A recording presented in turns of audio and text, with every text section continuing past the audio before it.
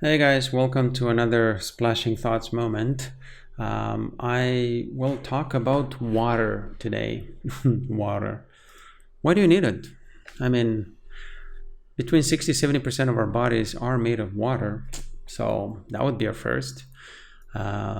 Also, if you're looking at our nice, beautiful planet Earth, you can see it's made of a lot of water, right? There is a lot of water on the surface everywhere. There's even in a liquid state, frozen state, right? Now, the fun part is that underneath all of this water that we see on the ocean, there is obviously lots of water underneath this crust. Okay, so there's literally a lot of water. So water is needed for you. Now, when it comes to drinking this water, okay, this is basically what it's interesting for me here today to talk about you about the drinking water. When you're doing a search on Google about the TDS and the total dissolved solids in water, you'll notice that, for example, the Canadian government, and this would be the, I guess, the recommendation and what the guidelines are for drinking water in Canada. But I've done some research, and these guidelines they're about the same everywhere in the world. Okay, so this water hardness, so the TDS, needs to be anywhere between 0 to 120 parts per million. Okay. Then they say recommended is under 500, and unacceptable. Oh my God, you're gonna die if you drink all the water that is over 1,000 ppm, parts per million. So now, the interesting part is that while I was in Canada, I was only drinking tap water. Sometimes I was drinking bottled water. And you know that feeling when you're drinking bottled water or sometimes even tap water, you don't have that, you're never really quenching your thirst. Like, you're not satisfied. You feel thirsty still.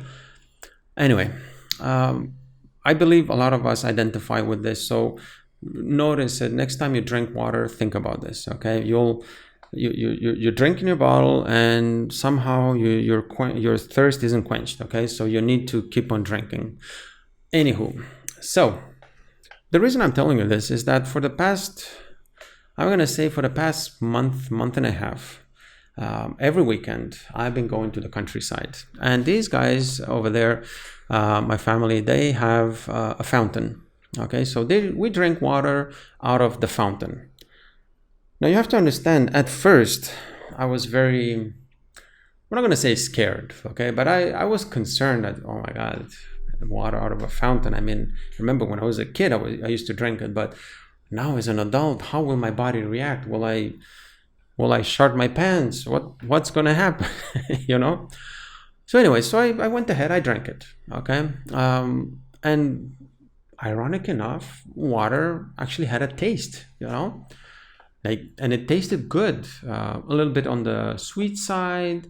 Like it felt also somewhat, I'm going to probably exaggerate when I say creamy, but when you put that bottle of vodka in the freezer and it comes out more creamy, well, that's how this water feels. Okay, without the vodka taste, obviously. And so I started inquiring about that, like, oh my God, what's the TDS? I remember the TDS back from Canada. It needs to be anywhere between, it has to be lower than 500. So I started investigating, and I noticed that water fountains, fountains in, at least in Romania, here where I'm at, their TDS can be anywhere between 2,500 upwards in the 4,000. Okay, so but what is in that TDS? What does this actually mean, right? So basically what this means is that you have a lot of minerals that are dissolved into water. Okay, whether it's iron, whether it's fluoride, whether it's calcium, whatever the hell it might be, it's dissolved into water, and it's available in the natural water, like springs, spring water, and so on. And so these are all nutrients for our body. So this makes me think, if globally, right, like this is a worldwide thing, if globally we're removing all of these nutrients from the water, okay, we're literally filtering them out. Our body doesn't get all the nutrients that we need in order to I'm not going to say survive, obviously, but in order to get by, maybe our body heals when whatever is needed out of those nutrients, to patch ourselves up and so on. So what if this is done on purpose to, God knows, maybe sell you pills afterwards or God knows what. So now I'm putting my conspiracy hat on. But the thing is, for the past month and a half, but I've been drinking this fountain water every weekend. Okay, like Friday night, Saturday, Sunday. I've been doing this, and I gotta tell you, I somehow feel more energetic. And don't get me wrong, I still smoke, okay, but I feel energetic. I feel good. So the reason I'm telling you this is because when you're buying your water, you should stay away from this purified mention or the low TDS, because this means that water has been stripped out of all of these nutrients that your body needs. So you want to get more natural water, and here's an idea.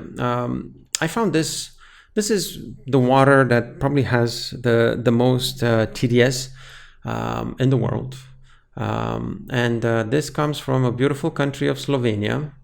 Yes, if you're American, your first lady comes from Slovenia. So this water, I want you to see this because you're not going to believe it if I tell you. So this water has a TDS of 7,481. This is crazy. Okay, this is amazing. So this water, it's almost like I told you, like that vodka that you put in the freezer and it comes out creamy. This is how this water is, and it's also sparkling water, and it's just phenomenal. It has an amazing taste, and it's full of riches. It's full of nutrients that your body needs. And I believe just drinking this kind of water will. And again, I'm not promoting this water or anything. Okay, I'm just giving you an idea of what the most TDS containing water has on the market. So this type of water will be much better than your regular tap water, which has been stripped of all nutrients and pumped with chlorine and fluoride and all that. Tap water usually smells of that. Anyway, so in Paris, they actually have good water in the fountains across the city. You'll notice it's a high TDS type of water, very, very good for drinking. So my question is, why are